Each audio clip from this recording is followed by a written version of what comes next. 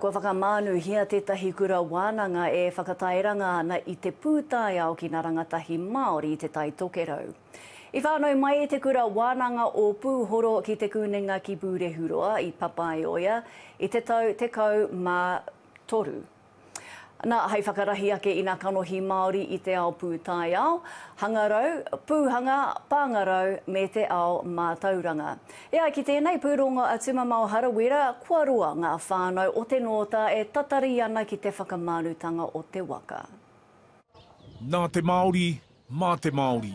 We know that our rangatahi Māori will be able to draw from their own whakapapa and from within themselves, their identity, to help answer some of the challenges that we are facing in these times. I nā te nui o ngā whakapātari-tari o te wā.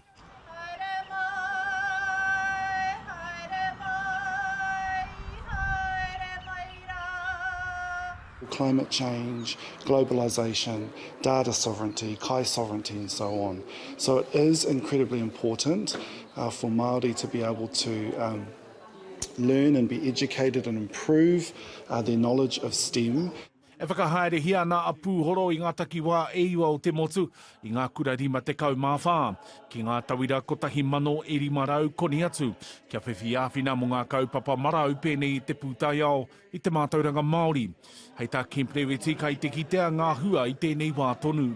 So we know that rangatahi who are part of the Pūhoro kaupapa are 5 times more likely to transition at tertiary level into STEM.